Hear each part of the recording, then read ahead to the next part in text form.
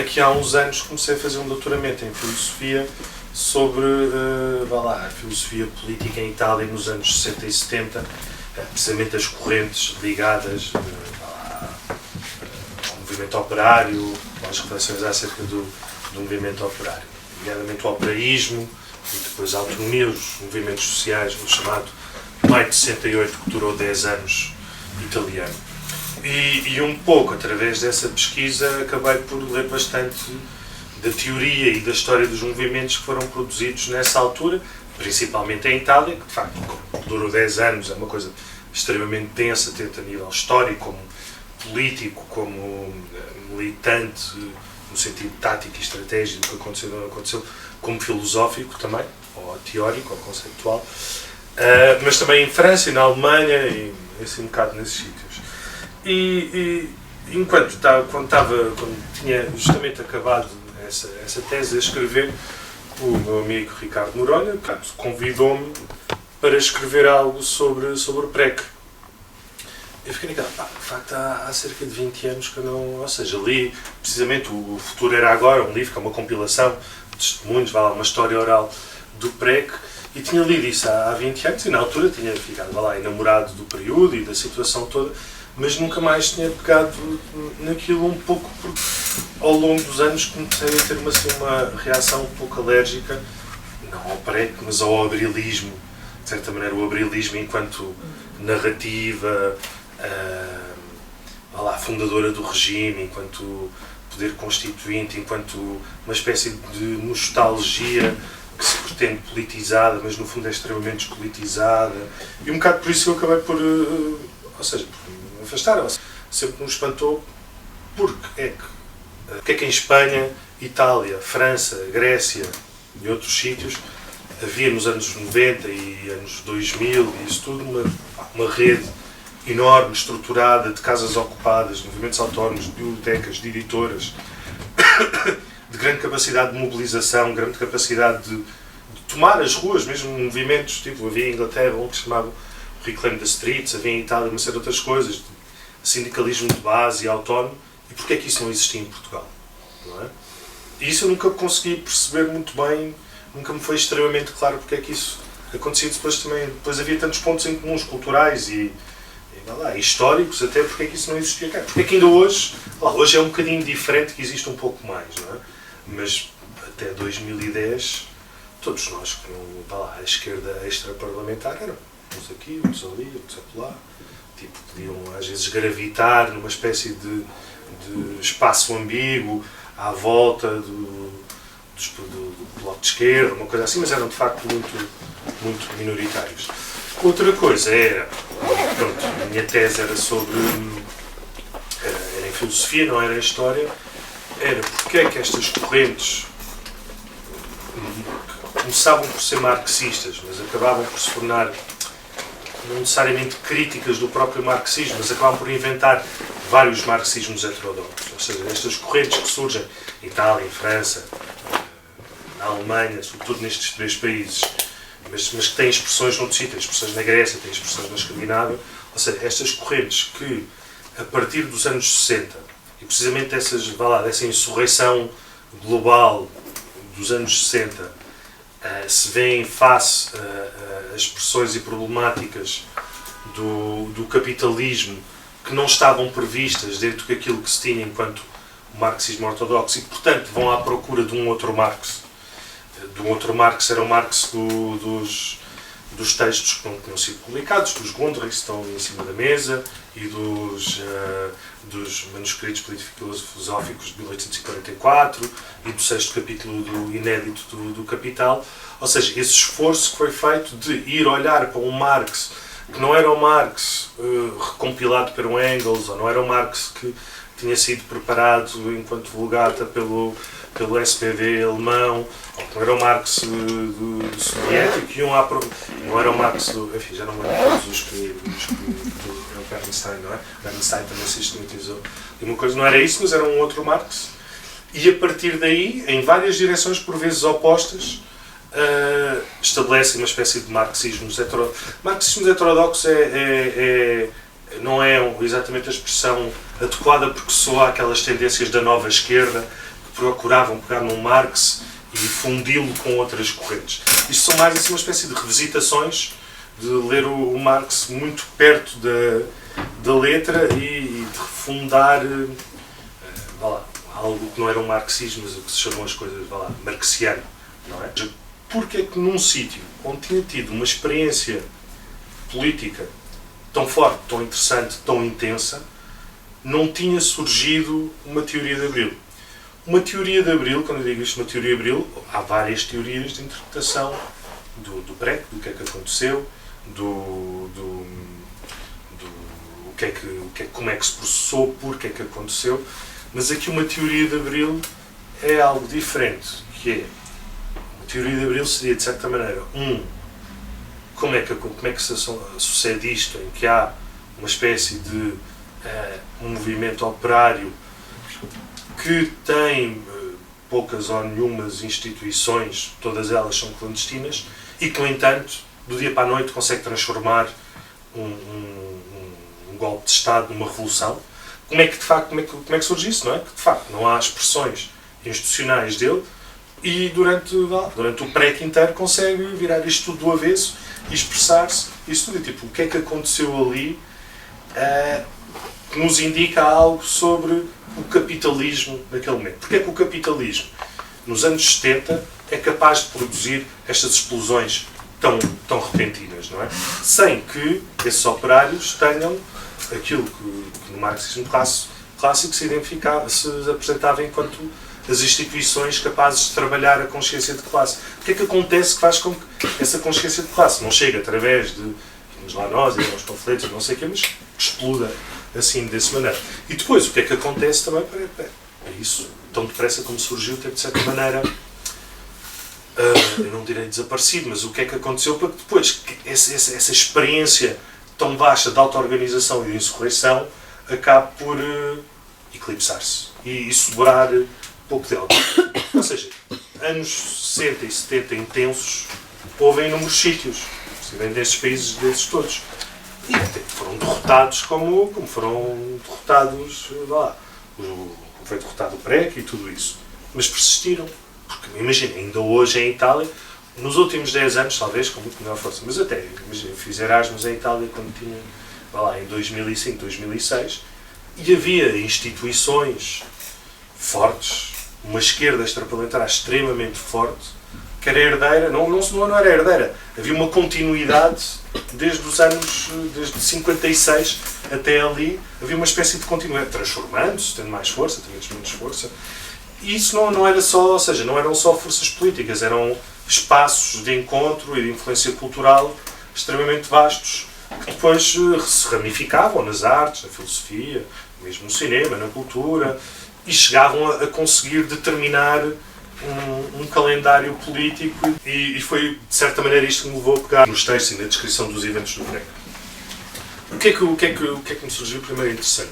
A particularidade deste operaísmo italiano, o que torna distinto dos outros marxismos, é aquilo que o Mário Tronti chamou a sua volta, a sua viragem copernicana. Ele diz que, estou a citar de memória, não me lembro, mas também nós incorremos no erro de ver as coisas ao contrário, em que vinham primeiro o capitalismo e depois a resistência. Na verdade é o contrário. Primeiro existe a classe, primeiro existe o comunismo, primeiro existe a resistência e o capitalismo só vem a seguir. Ou seja, o desenvolvimento histórico do capitalismo obedece a um ritmo e a uma força da classe operária que o antecede. Exemplo maior disto será como aparece no primeiro livro do Capital, quando há uma passagem da mais-valia relativa, da mais-valia absoluta para a mais-valia relativa, ou seja, quando um capitalista, para aumentar em competição contra o capitalista, em vez de contratar uma pessoa mais, compra uma máquina, não é? Portanto diminui os seus custos, isso já é o capital a resistir à força operária. Porque a força operária diz, não, vamos trabalhar mais do que estas horas, portanto ele é obrigado a encontrar uma máquina. E portanto, se de facto a resistência operária, ou a existência operária, ou a força operária antecede o capitalismo, quer dizer que essa força operária já existe também antes, depois das instituições, dos partidos, dos sindicatos que possam ser criados. Não é? Não só isso, como o desenvolvimento do capitalismo faz com que, a um certo momento do seu desenvolvimento histórico, essas instituições, esses meios que eram necessários para a conquista de consciência de classe, já estão de certa maneira integrados na classe. Ou seja, uma coisa era diferente quando o capitalismo, na Rússia, antes da Revolução, eram as fábricas seriam pequenos sítios, pequenos estúdios ou workshops, dezenas de pessoas, não tinham uma educação formal muito desenvolvida, que estavam muitas vezes pela primeira vez ser confrontados com essa ideia da cidade, da metrópole, todos esses mecanismos. Isso já é muito diferente de 100 anos depois, quando de facto a classe operária que existe nos anos 60 e 70 já tem alguma educação formal, mesmo que tenha sido fruto de um êxodo rural, tem uma memória de lutas já muito presente e, portanto, de certa maneira, esse grau de consciência de classe é muito mais autónomo e inerente do que seria noutros períodos históricos. E há um outro tipo operaísta que eu gosto bastante, que é um tipo que começou a fazer inquéritos operários nessas fábricas, grandes fábricas industriais do norte de Itália, particularmente na Mirafiori, e entrevistar esses novos operários que tinham construído esse milagre económico da Itália no pós-guerra e que vinham muitas vezes do sul e eram colocados ali numa cidade enorme, muitas vezes perdendo todas as referências familiares, culturais, tradicionais, sendo postos perante, aqui é interessante pensar, como a presença americana nos Estados Unidos no pós-guerra transformou imensa cultura americana, não é? Ou seja, italiana, peço desculpa, a cultura italiana, e portanto tínhamos assim uma espécie de operários que, uma geração ou duas anteriores, tinham sido trabalhadores rurais, que de repente estavam ali em Turim e as experiências que tinham ao seu dispor eram todas experiências de consumo. Mirafiori era uma fábrica enorme, centenas de milhares, dezenas de milhares de pessoas, não sei se eram 20 mil, 40 mil, 50 mil, uma coisa assim. E à volta da Mirafiori havia uma data de pequenas fábricas, pequenas empresas que produziam materiais materiais pequenos para a Fiat, para os carros, não é? Coisas que a Fiat não produzia, mas eles faziam. Todas estas pessoas viviam em bairros recém-construídos, equivalentes aos bairros sociais de hoje, imagino, não é? E os trabalhadores destas pequenas empresas, fora do sindicato, decidem fazer uma greve. E pronto, e nesse dia de manhã há uma série de conflitos, porque toda a gente que trabalhava à volta da Mirafiori estava em greve. E, no entanto, os operários da Mirafiori estavam a ir para lá, uns conflitos, uns a chamar amarelos e traidores aos outros e não sei o quê. Nessa noite, vêm todos que regressam ao seu bairro e estão todos a beber copos no bar da esquina, e no dia seguinte entra a Mirafiori em greve, em solidariedade com todas as pequenas empresas. O que é que isto mostra? Mostra que de facto havia essa ideia que ele chama um partido invisível. Ou seja, que mais forte do que o sindicato era esse tipo de cumplicidade criada entre os trabalhadores nas esquinas, da alienação urbana onde eram viver. E o que me parece é que há um processo muito semelhante no que acontece, que sucede no PREC.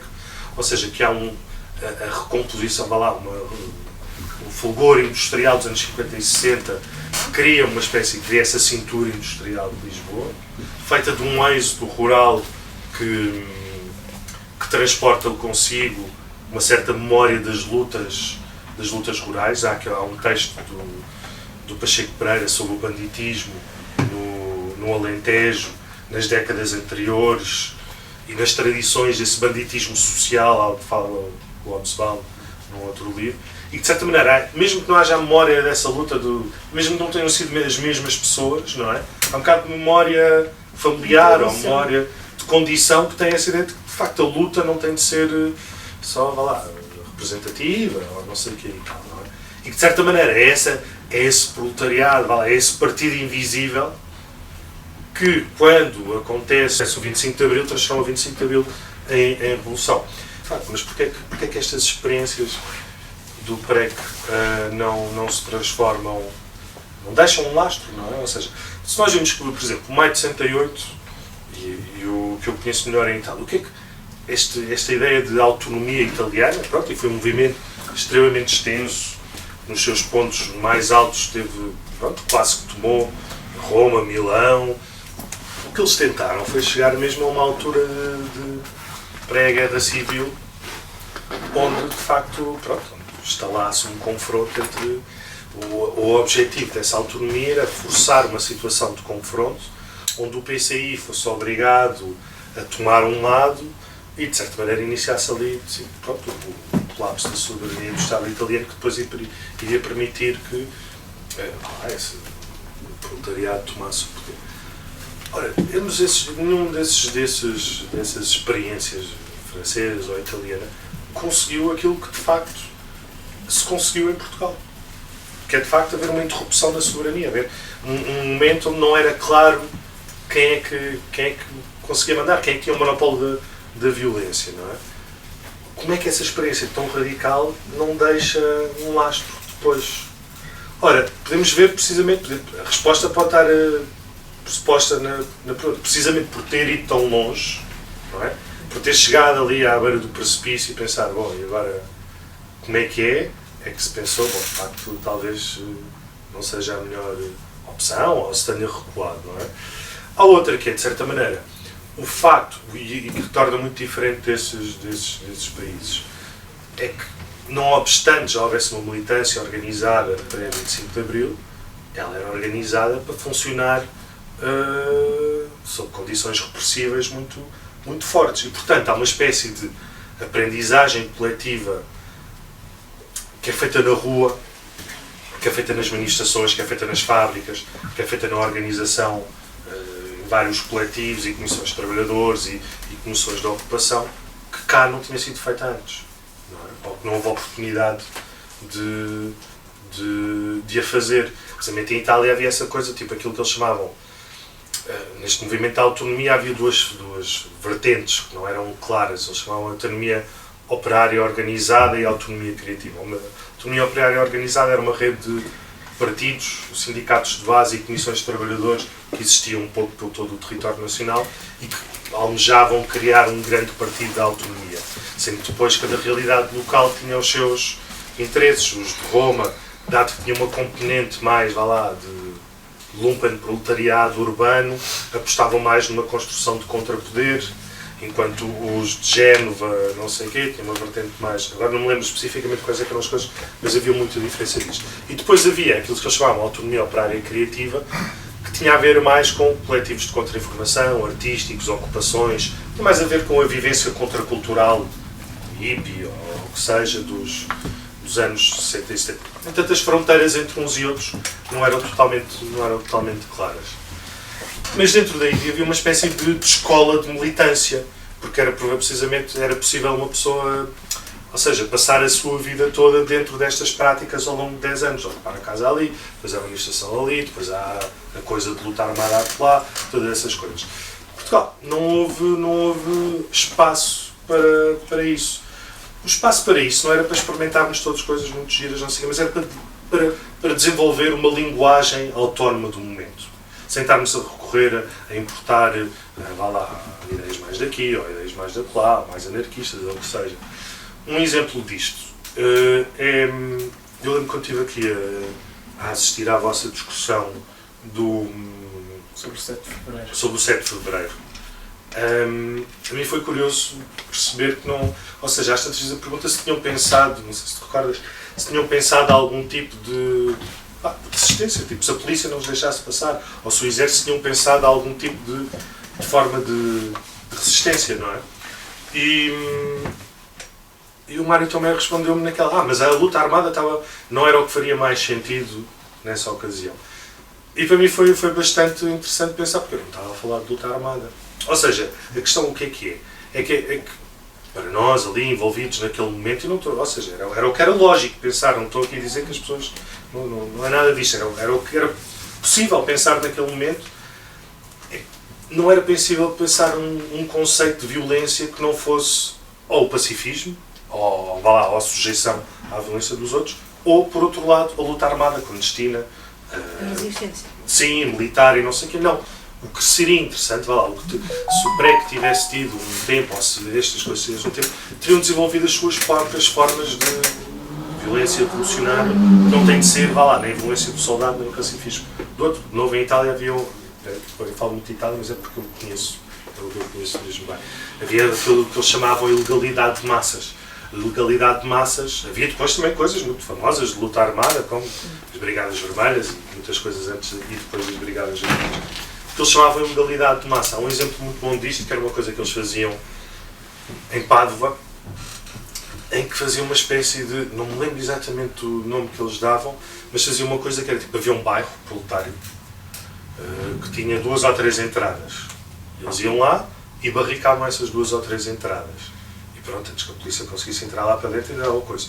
E no momento em que faziam essas coisas, eles iam destruir as sedes dos partidos fascistas, ocupar casas e expropriar supermercados.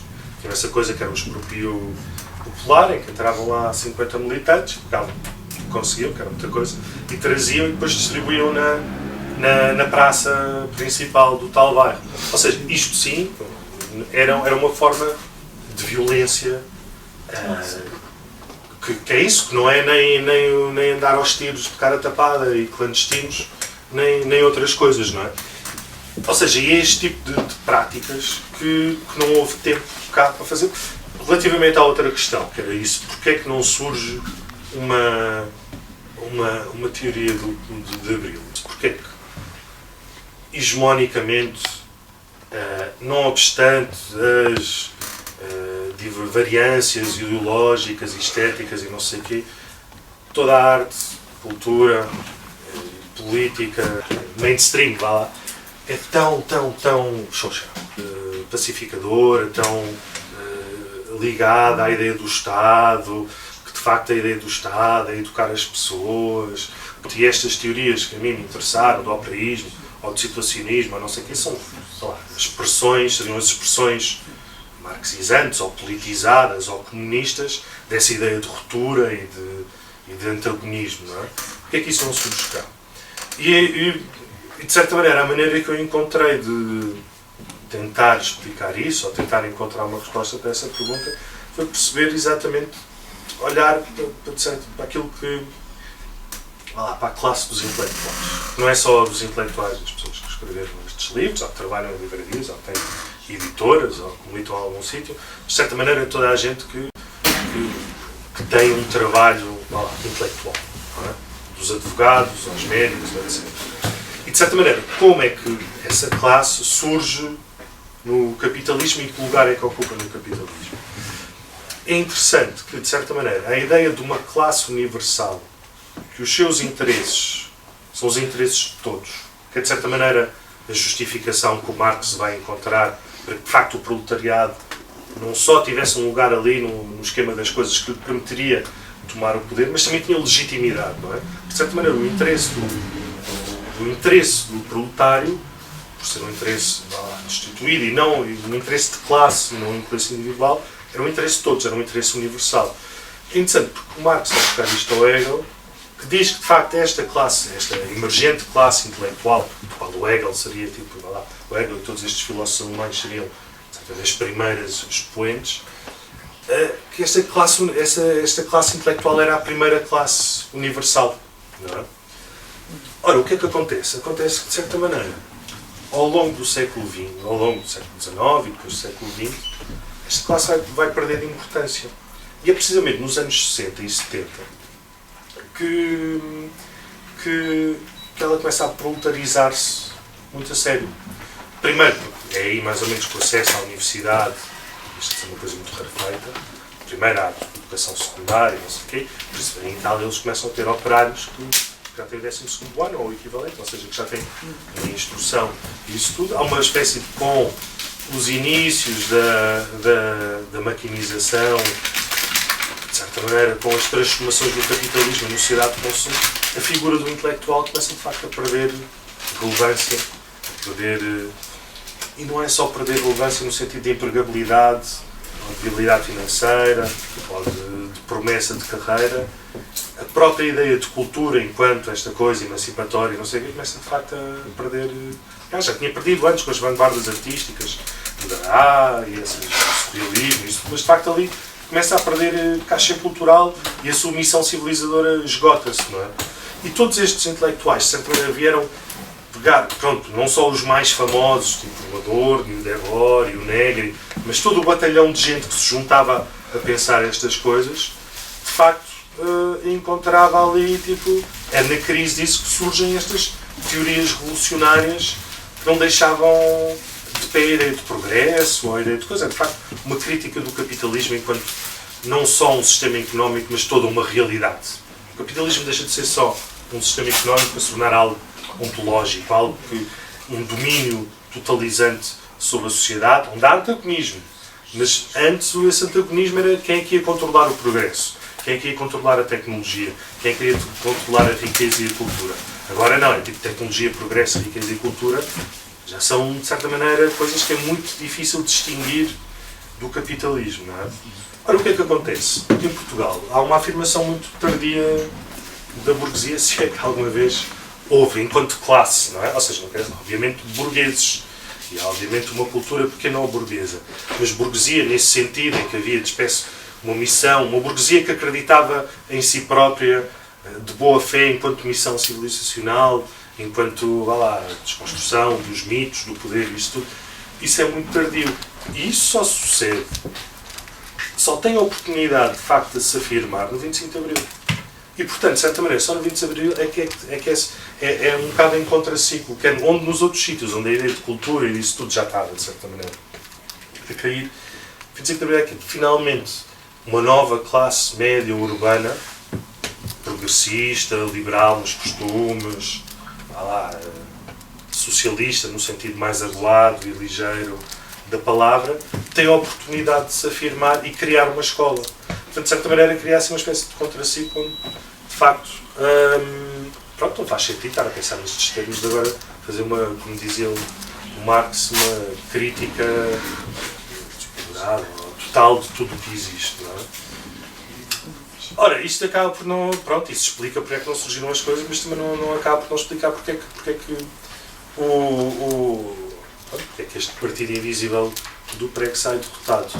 E aí eu acho que há uma questão que eventualmente se encontrará mais discussão aqui, ou será mais polémica, que é de facto eu acho que é uma ideia que quando chega à altura de facto dessa hipotética guerra civil, a derrota parece evidente, e eu acho que esse partido operário que teve a inteligência de fazer a revolução, a inteligência não é só avançar, não é isso, não é recuarmos, não fica legal. Bom, nós vamos aqui fazer uma troca, que é a direita prescinde das suas tentações totalitárias, fascistas, nós prescindimos da nossa pulsão revolucionária e encontra-se aqui uma combinação, não é? E encontra-se aqui uma combinação que é, nós vamos ter a esquerda institucional mais forte da Europa nas próximas décadas.